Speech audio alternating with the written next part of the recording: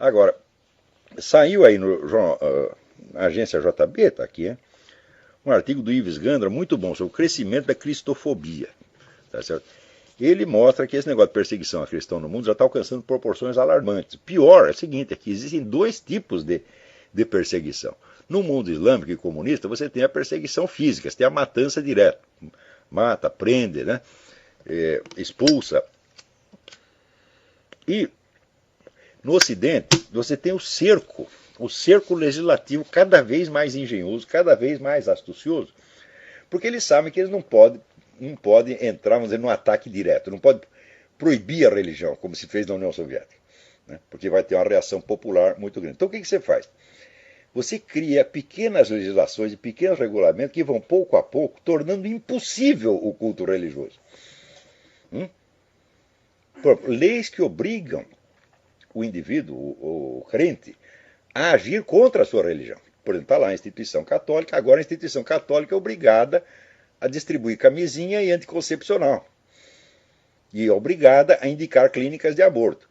Então você impõe ao indivíduo o dever de violar a sua consciência religiosa. Se ele não violar a consciência religiosa, ele vai para a cana. É uma técnica que já foi usada no tempo da Revolução Francesa, em que eles fizeram um juramento, quer dizer, obrigava o clero a jurar fidelidade a um governo que era antirreligioso, anticristão. E quem não jurava fidelidade era expulso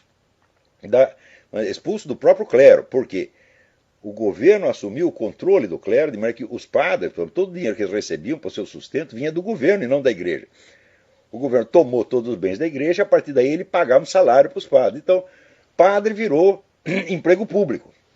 Então é o seguinte, agora ou você jura fidelidade ao governo, ou nós te tiramos do clero.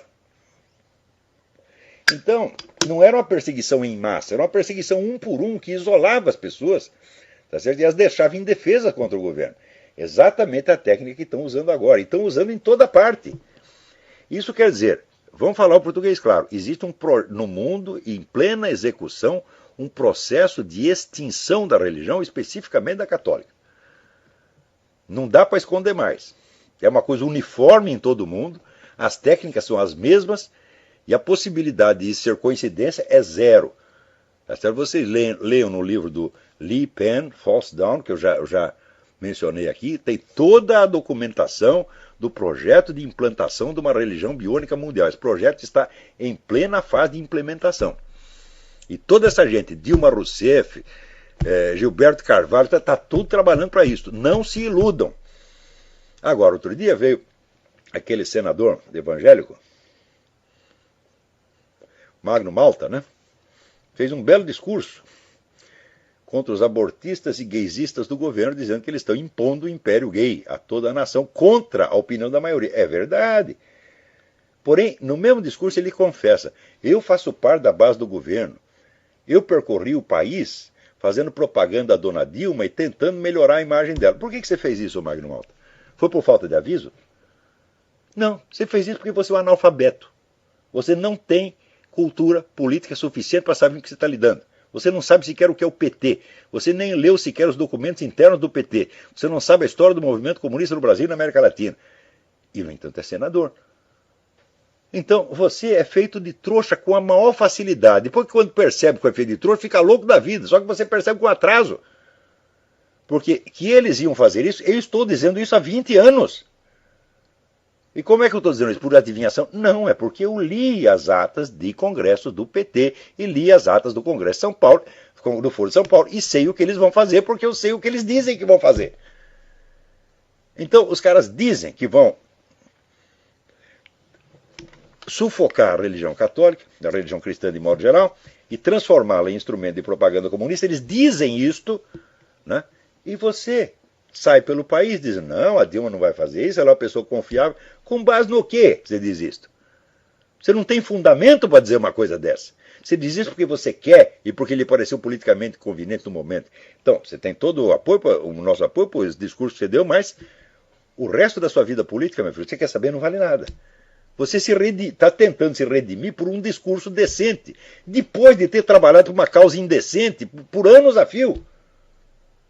Da onde você tirou essa ideia de que podia confiar na Dilma? Só porque ela disse, quando você vê toda a carreira dela e toda a carreira do PT, Você acha que tudo isto, como diz, é teoria da conspiração. Sabe por quê? Porque não saiu na grande mídia. E você não estuda documentos de fonte primária. Você vê o Jornal Nacional e acredita. As suas fontes de informação são apenas a mídia popular. Só que isto, para um político profissional, para não falar de um historiador ou de um cientista político, é pecado mortal. Você tem que raciocinar com elementos científicos, meu filho. Ou seja, baseado em documentos de fonte primária. Dos documentos internos. E pior ainda, você não pode entrar num confronto ou até numa colaboração com um partido nitidamente comunista sem você ter estudado o comunismo, meu Deus do céu. Então, vou fazer aqui, o seu senador Magnota, vou passar uma sabatina de marxismo em você. Teoria e estratégia do marxismo. Você não sabe nada disso. Só que é o seguinte, eu estudo a coisa há 40 anos.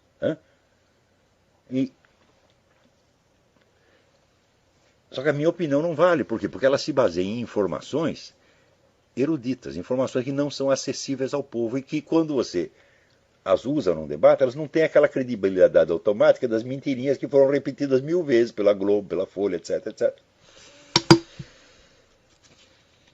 Você pode, não só você pode falar contra o cristianismo, como é absolutamente obrigatório falar contra o cristianismo. Você verá, recentemente na cidade de Santa Mônica, na Califórnia, foi proibida a exibição pública de presépios. Quer dizer, o negócio está cercando. Vocês viram, em 1954, o grande filósofo teólogo católico, Dietrich von Hildebrand, num livro que se chamava A Nova Torre de Babel, ele escreveu o seguinte. Ele disse, olha, recentemente o combate anticristão mudou de fase, mudou de etapa. Na era liberal, que era assim entre o século XIX, né, democracia europeia, essa coisa toda, o pessoal falava mal da igreja, mas o cristianismo ainda estava imbricado nos valores, nas instituições, nas leis, no ensino, etc, etc. Mais recentemente, diz ele, começou-se um esforço na esfera intelectual para repudiar totalmente o cristianismo. E ele dá como exemplo as obras do Jean-Paul Sartre, o existencialismo ateu, essa coisa toda. Só que esse combate anticristão, naquela época, estava na esfera das ideias, era coisa de intelectuais. Então, hoje, se Dietrich von Hildebrand estivesse vivo e fosse fazer uma reedição do seu livro, ele teria que dizer o seguinte, agora passou por uma terceira etapa. A Torre de Babel estava em planos naquela época, agora passou para a construção efetiva. Ou seja, a briga saiu do terreno das ideias, já não são mais intelectuais discutindo, e entrou no terreno da ação prática efetiva. Ação prática efetiva que se manifesta por dois lados. Primeiro, a matança geral de cristãos. Quer dizer, estão morrendo aproximadamente de 100 a 150 mil cristãos católicos e protestantes por ano, por motivo de perseguição religiosa exclusivamente no mundo.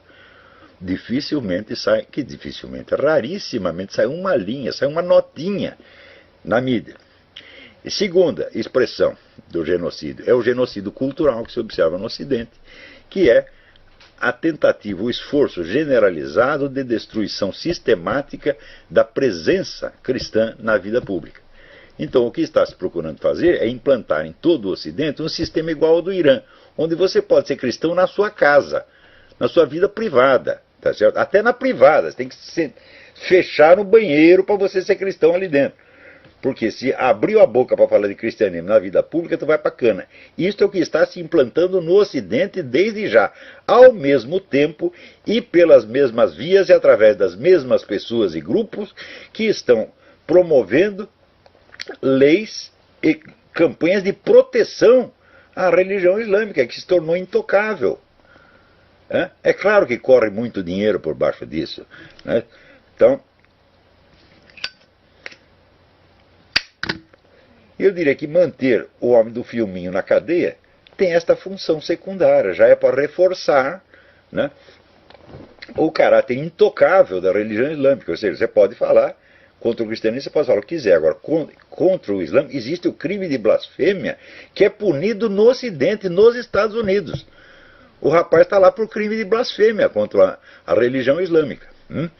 Agora, contra o cristianismo, você pode fazer imagem de Nossa Senhora cheia de merda, você pode pegar um crucifixo e jogar dentro da urina. Você pode fazer o que você quiser, porra. E é aplaudido e tem verba pública para fazer isso. Então, isso é um bom motivo para manter o menino na cadeia. É para lembrar as pessoas, sutilmente, olha, não abra a boca contra o Islã porque nós te pegamos. Né? Quer dizer, a lealdade do seu Barack Obama, né, ao radicalismo islâmico é uma coisa notória. Inclusive, você vê, o que estava fazendo em Benghazi o embaixador Chris Stevens? Ele estava lá distribuindo armas aos chamados insurgentes, entre os quais há inúmeros membros do Hamas e da Al-Qaeda. Agora aqui, ó, o Ministério Público pede que a frase Deus seja louvado seja retirada das notas de reais. Fala, ó, Deus não está precisando de notas de reais, tá? Né? Mas se tirar, para Deus não vai fazer a menor diferença. Né? Agora, isso faz parte do genocídio cultural. Quer dizer, você retirar todos os sinais da religião da vida pública, fazer recuar para a vida privada e, no fim, criminalizá-la e persegui-la. Então você tem o genocídio físico nos países comunistas e islâmicos e o genocídio cultural no Ocidente. Acontece o seguinte, o genocídio cultural sempre é preparativo do genocídio efetivo. E sempre foi assim, quer dizer, primeiro você quebra a espinha dorsal da comunidade, que são os seus valores, suas crenças, tá certo? O seu espírito de unidade, tá certo? Daí você pode mandar os caras para a cadeia ou para o pelotão de fuzilamento que ninguém mais liga. Então, você veja, este cara aqui, ele é evidentemente um cúmplice moral do genocídio anticristão mundial. E a mídia, quando não noticia o que está acontecendo, o silêncio, né, deliberado, também é colaboração com o genocídio. Se vocês estudarem a legislação internacional a respeito, vocês verão que todas estas condutas, quando praticadas contra os judeus, foram consideradas cumplicidade e crime. Só que os cristãos são bestas, eles não se lembram de usar a lei em favor deles. Mas estudem a legislação internacional e vocês poderão legitimamente acusar todas essas pessoas, toda essa perseguição anticristã, de cumplicidade com o genocídio anticristão no mundo. Porque, como disse recentemente a primeira-ministra da Alemanha, Angela Merkel, ela disse claramente, olha, a comunidade cristã é a mais perseguida do mundo. É claro que é. Nenhuma outra comunidade tem 150 mil vítimas por ano. Nem mesmo em guerra. Né? Quer dizer, isso aí, 150 mil vítimas por ano, isso aí são 6 guerras do Iraque por ano contra os cristãos. Agora, quando morre um desgraçado, um terrorista, ou quando você abre a boca para falar dos assassinos de cristãos, todo mundo se escandaliza, isso é perseguição, é racismo, é eurocentrismo, é não sei o que. Quer dizer, agora, se o pessoal cristão não quer se defender, ou não quer acreditar no que está acontecendo, então eles mesmos se tornam cúmplices da sua própria liquidação. Então daí, se você quer morrer, meu filho, ninguém segura. Né?